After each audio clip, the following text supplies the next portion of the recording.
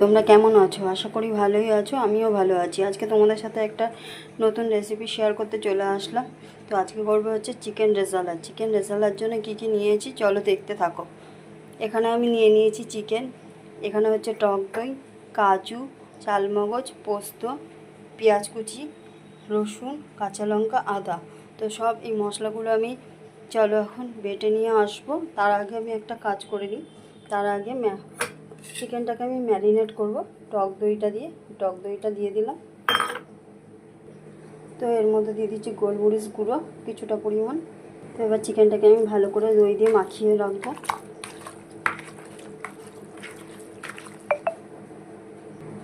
তো চিকেনটা আমার মাখা হয়ে গেছে, এবার আমি ঢেকে রেখে দেবো আধ ঘন্টার মতন। তো চিকেনটাকে আমি এখানে ঢাকা দিয়ে রেখে দিয়েছি। আর এখানে আমি মশলাগুলো করে নেব। এখানে নিয়ে নিয়েছি কাঁচা লঙ্কা, পেঁয়াজ, রসুন, আদা। তো চলো মশলাগুলো করে নিই, তারপর ফিরে আসছি। কমপ্লিট হয়ে গেছে। আর এদিকে আমি কড়াইটা বসিয়ে দিয়েছি। এবার একটা গুঁড়ো মশলা করে নেবো। এর মধ্যে দিয়ে দিচ্ছি জিরে, কিছুটা পরিমাণ ধনে, এবার দিয়ে দিচ্ছি মৌরি। এবার ভালো করে মশলাগুলোকে একটু ভেজে নেব।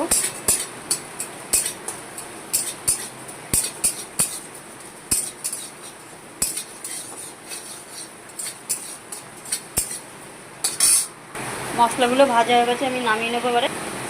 এবার কড়াইটা বসিয়ে দিয়েছি। কড়াইতে দিয়ে দিচ্ছি আমি সাদা তেল। এবার আমি পেঁয়াজগুলোকে বেরেস্তা হিসেবে ভেজে নেব।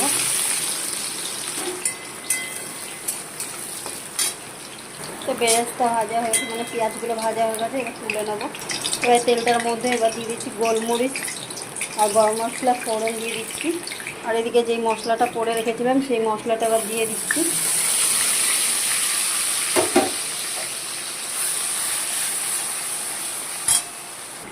এবার এর মধ্যে দিয়ে দিচ্ছি নুন, এবার দিয়ে দিচ্ছি হলুদ, এবার দিয়ে দিচ্ছি কাশ্মীরি লঙ্কার গুঁড়ো। এবার সব মশলাগুলোকে একটু ভালো করে মিশিয়ে নেব।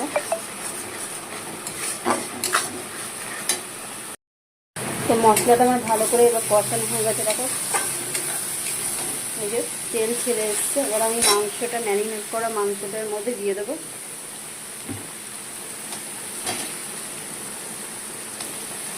এবার মাংসটার সাথে মশলাগুলো ভালো করে মিশিয়ে নেবো। তোমরা চাইলে পেঁয়াজ রসুনটা একসাথে ম্যারিনেট করে রাখতে পারো, বাট আমি আলাদা করে কষিয়ে নিয়ে মাংসের সাথে মিশিয়ে দিলাম।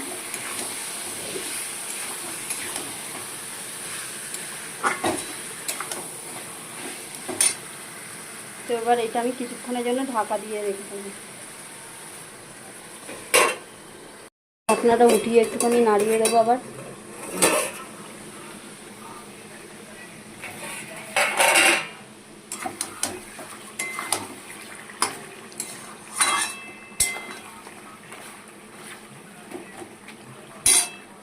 কাজু আর কিশমিশ বাটা, এই কিশমিশ বলছি, সরি, কাজু পোস্তটা বাটাটা আমি এর মধ্যে দিয়ে দিচ্ছি। দিয়ে এবার ভালো করে মিশিয়ে নেব।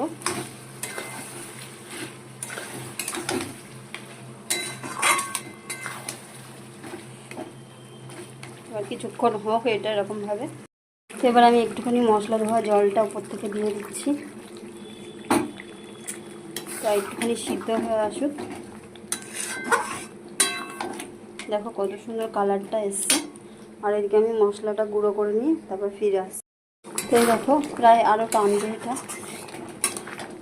আর আমি যে কোনো মশলাটা করে নিয়েছি, মশলাটা করতে ছড়িয়ে দেবো।